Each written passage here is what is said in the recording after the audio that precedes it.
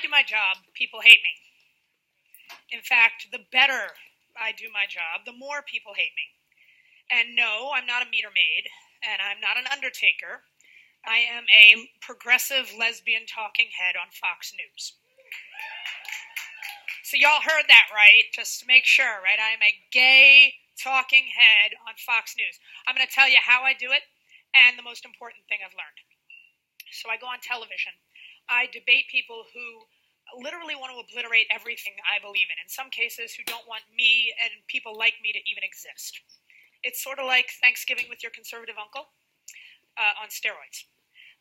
With a live television audience of millions. It's totally almost just like that. And that's just on air. The hate mail I get is unbelievable. Last week alone, I got 238 pieces of nasty email and more hate tweets than I can even count. I was called an idiot, a traitor, a scourge, a cunt, and an ugly man, and that was just in one email. So, what have I realized being on the receiving end of all this ugliness? Well, my biggest takeaway is that for decades we've been focused on political correctness. But what matters more is emotional correctness. Let me give you a small example. I don't care if you call me a dyke. I really don't. I care about two things. One, I care that you spell it right.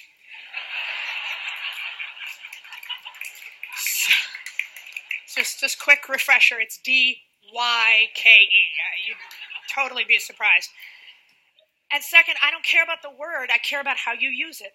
Are you being friendly? Are you just being naive? Or do you really want to hurt me personally?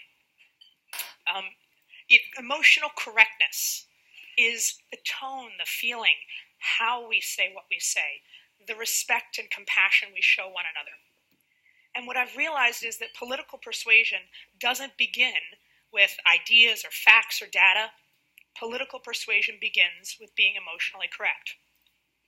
So when I first went to go work at Fox News, true confession, I expected there to be marks in the carpet from all the knuckle dragging, right? That, by the way, in case you're paying attention, is not emotionally correct.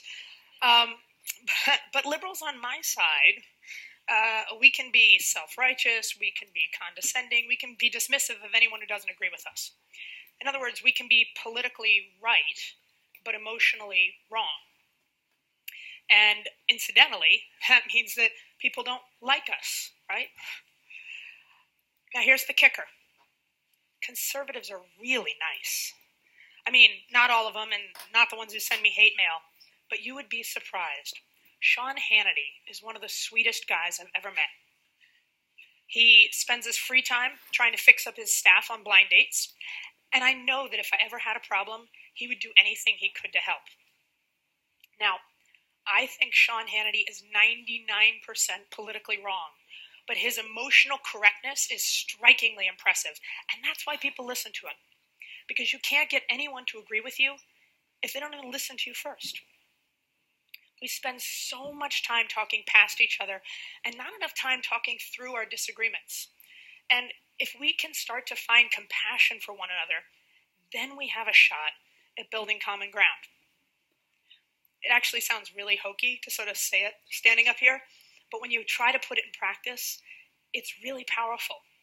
So, someone who says they hate immigrants, I try to imagine how scared they must be that their community is changing from what they've always known.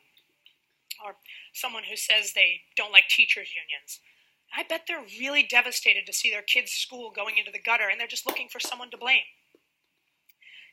Our challenge is to find the compassion for others that we want them to have for us. That is emotional correctness. I'm not saying it's easy.